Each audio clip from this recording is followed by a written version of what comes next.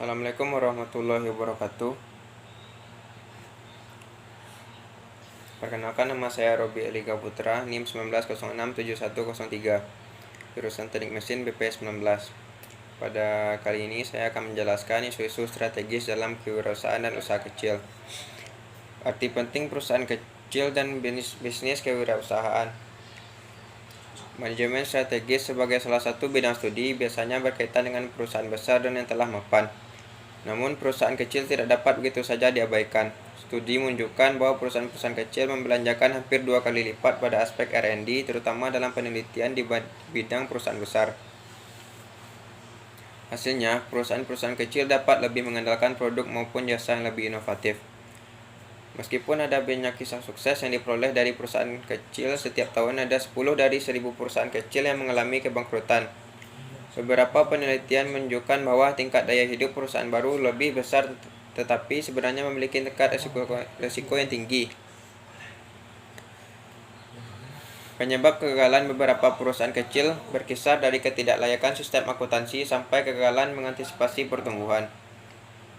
Masalah mendasar adalah kurangnya manajemen strategis secara keseluruhan, mulai dari ketidakmampuan merencanakan strategi efektif untuk mencapai pelanggan sampai kegagalan untuk mengembangkan sistem pengukuran dari kontrol kinerja. Praktik perencanaan strategis yang dilakukan oleh para pemilik atau manajer perusahaan kecil dilakukan dengan minim dan tidak mendalam. Soalnya ada definisi perusahaan kecil dan bisnis kewirausahaan. Perusahaan kecil adalah perusahaan yang dimiliki dan dikelola secara pribadi, tidak dominan dalam operasinya atau hanya mempekerjakan kurang dari 500 orang karyawan, dan tidak terlibat dalam praktis inovasi. Perusahaan wirausaha adalah dapat dikategori sebagai praktik inovasi strategi. Perbedaan yang mendasar terletak pada pandangan dasar tentang pertumbuhan dan inovasi. Kebanyakan perusahaan mulai dengan produk tunggal. Orientasi menuju pertumbuhan akan muncul setelah melihat orientasi perusahaan lain. Pendekatan perencanaan inilah yang membedakan wirausahawan dengan pemilik perusahaan kecil. Wirausahawan sering didefinisikan sebagai seorang yang mengorganisasi dan mengelola sebuah bisnis dan mengambil risiko untuk mendapatkan keuntungan, serta pada ujungnya merupakan seorang manajer strategis.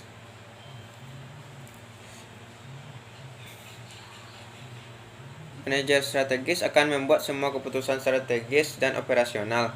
Jadi, wirausahawan adalah perencana strategis tanpa menyadari apa yang dilakukannya. Berikut ini ada 4 alasan mengapa perusahaan-perusahaan kecil masih belum menggunakan perencanaan strategis secara efektif.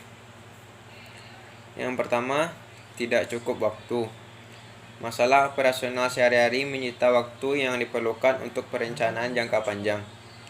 Dari sini mereka lebih mudah mencari pembenaran untuk tidak menggunakan perencanaan strategis. Yang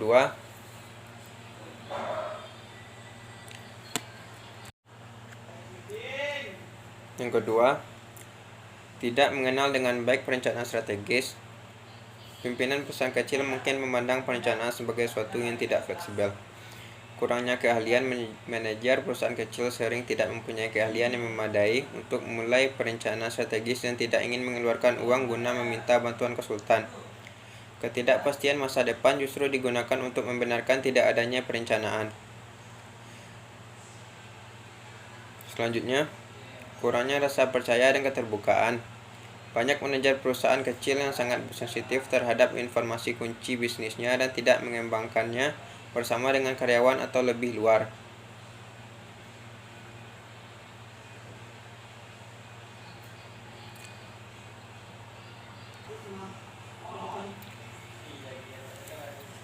Ada 8 tahap modifikasi proses pembuatan keputusan strategis yang cocok untuk perusahaan usaha baru. Yang pertama, mengembangkan ide bisnis dasar dengan melibatkan sebuah produk dan atau jasa berdasarkan pengalaman seorang atau dikembangkan melalui wawasan kreatif. Yang kedua, mengamati lingkungan eksternal untuk melihat faktor-faktor strategis yang ada pada lingkungan sosial dan tugas yang menunjukkan peluang dan ancaman. Yang ketiga, mengamati faktor strategis internal yang relevan dengan bisnis baru. Mempertimbangkan secara objektif aset pribadi, bidang keahlian, kemampuan dan pengalaman, semua hal yang dibutuhkan bisnis baru. Keempat, menganalisis faktor strategi dalam situasi sekarang dengan membuat analisis SWOT. Yang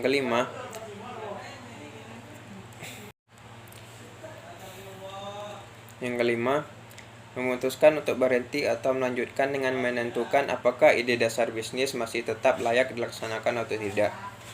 Yang keenam, mengembangkan sebuah rencana bisnis yang menguraikan ide menjadi sebuah kenyataan. Selanjutnya yang ketujuh, menerapkan rencana bisnis dengan prosedur dan rencana tindakan. Yang kedelapan, mengevaluasi rencana bisnis yang diterapkan dengan membandingkan kinerja aktual dengan proyek kinerja. Sekian penjelasan dari saya. Atas segala kekurangannya saya mohon maaf. Terima kasih. Assalamualaikum warahmatullahi wabarakatuh.